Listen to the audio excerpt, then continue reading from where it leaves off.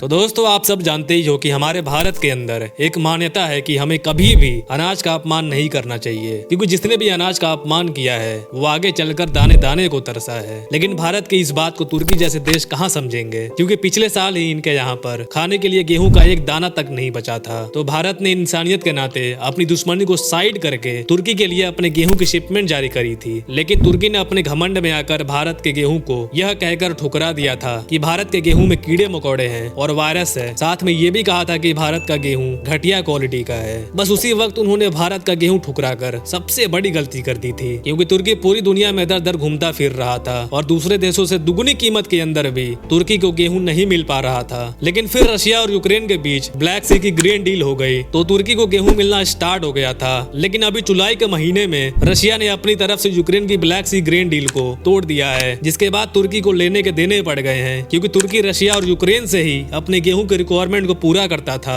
और अभी हाल ही में अर्दोगन ने पुतिन के साथ एक मीटिंग की थी, जिसमें अर्दोगन ने पुतिन से रिक्वेस्ट की कि आप ब्लैक सी ग्रीन डील को वापस शुरू कर दो, ताकि तुर्की समेत अन्य देशों को यूक्रेन और रशिया से गेहूं की सप्लाई स्टार्ट हो जाए। परंतु रशिया ने तुर्की के इस रिक्वेस्ट को तुरंत ही खारिज कर दिया और पुतिन ने कहा कि हम तभी ब्लैक सी ग्रीन की डील को स्टार्ट करेंगे जब पश्चिमी देश हमारी सारे शर्तों को मानेंगे। क्योंकि अगर रूस किसी दूसरे देशों को गेहूं सप्लाई करता है तो रूस के गेहूं भेजने के बाद जब पेमेंट की बारी आती है तो उस पर प्रतिबंध लगा दिया जाता है और हमें पेमेंट नहीं मिल पाता। लेकिन यूक्रेन ब्लैक सी के जरिए अपने गेहूं के शिप को दूसरे देशों में भेजता है, इसलिए जब तक पश्चिमी देश हमारे शर्तें नहीं मानेंगे तब तक ब्लैक सी से कोई भी अनाज की शिप्स नहीं जाएंगी। और आपको बता दें, रूस का ये फैसला तुर्की के लिए बड़ा सिरदर्द इसलिए बन गया है क्योंकि तुर्की यदि यूक्रेन से गेहूं लेता है तो वो जहाज जो यूक्रेन में जाता है गेहूं लेने के लिए वो रशिया की टारगेट पर रहता है, यानी रशिया कभी भी उन पर मिसाइल दाग सकता है। और जब तुर्की का जहाज रशिया जाता है तो यूक्रेन उस जहाज को टारगेट करता है, क्योंकि यूक्रेन ने साफ साफ कह दिया है कि हमारे देश से गेहूं का जहाज नहीं जाएंगे ब्लैक सी से, तो हम रशिया के भी जहाज नहीं जाने देंगे ब्लैक सी के जरिए। फिलहाल में रशिया ने जो तुर्की के रिक्वेस्ट को खारिज किया है, क्या वो तुर्की के साथ सही हुआ या फिर गलत, कमेंट्स में जरूर बताइएगा। फिलहाल इस वीडियो में इतना ही, मिलते हैं नेक्स्ट वीडियो में। Thank you very much for watching video.